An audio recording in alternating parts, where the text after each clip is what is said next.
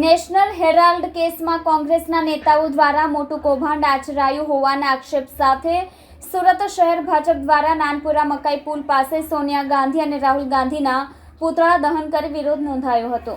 National Herald કેસમાં કોંગ્રેસ નેતા સોનિયા ગાંધી અને રાહુલ ગાંધીની મુશ્કેલી વધી રહી છે। કોંગ્રેસના નેતાઓ દ્વારા મોટું કૌભાંડ આચરવામાં આવ્યું હોવાનો આક્ષેપ થઈ રહ્યો છે। છેલ્લા ઘણા સમયથી નેશનલ હેરાલ્ડ કેસ સમગ્ર દેશભરમાં ચર્ચાનો વિષય બન્યો છે, કારણ કે આ કેસમાં સીધી રીતે કોંગ્રેસના રાષ્ટ્રીય નેતા સોનિયા ગાંધી અને રાહુલ ગાંધીની સંડોવણી હોવાના આક્ષેપો થઈ રહ્યા છે।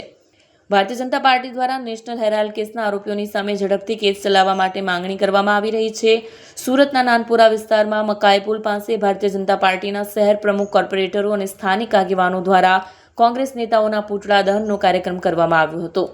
નેશનલ હેરાલ્ડ કેસની અંદર જે પણ આરોપીઓ છે તેમની સામે કોર્ટમાં તાત્કાલિક કેસ ચલાવીને તેમને સજા ફટકારવામાં આવે તેવી માંગણી કરવામાં આવી રહી છે। ભારતીય જનતા પાર્ટીના નેતાઓ દ્વારા સોનિયા ગાંધી અને રાહુલ ગાંધીના પૂતળાનું દહન કરીને વિરોધ પ્રદર્શન કરી ગાંધી પરિવાર સામે સૂત્રોચ્ચાર કરવામાં આવ્યા હતા। 1938ની અંદર નેશનલ હેરાલ્ડ કરીને કંપની શરૂ કરવામાં આવી, જેના 5000 જેટલા શેર હોલ્ડર્સ હતા। 2008ની અંદર આ કંપની ફડચામાં ગઈ, 90 કરોડ રૂપિયાની એમને જરૂરત પડી। એ સમયે કોંગ્રેસ પાર્ટી સત્તામાં હતી। કોંગ્રેસ પાર્ટીએ 90 કરોડ રૂપિયા આ નેશનલ હેરાલ્ડને આપ્યા। હવે એક રાજકીય પક્ષ કોઈ કંપનીને 90 કરોડ રૂપિયા ઉછીને આપે, આ વાત પહેલા જ દિવસથી સમજમાં નથી આવતી। આ 2008ની વાત છે। કર્મચારીઓ માટે પગાર 67 કરોડ રૂપિયા અને બાકીનો જે ખર્ચો હતો એમનો એ એમના ભાડા અને મકાન અને ટેક્સી માટેનો હતો। લોનના બદલામાં યંગ ઇન્ડિયા કંપની જે એમની સ્થાપના કરવામાં આવી, આ યંગ ઇન્ડિયાના શેર હોલ્ડર્સો કોણ?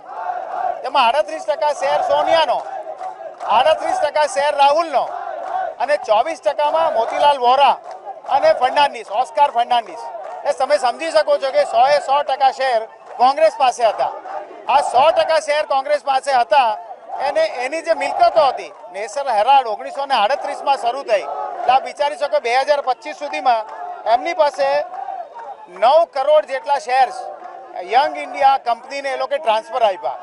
આ 9 કરોડની સામે એમની પાસે પ્રોપર્ટી ક્યાં ક્યાંની આવી? દિલ્હી, મુંબઈ, લખનૌ, ભોપાલ અને પટનામાં 2000 કરોડની પ્રોપર્ટી એમના હાથમાં આવી। તો 90 કરોડની સામે એ 2000 કરોડની પ્રોપર્ટીના માલિક થયા।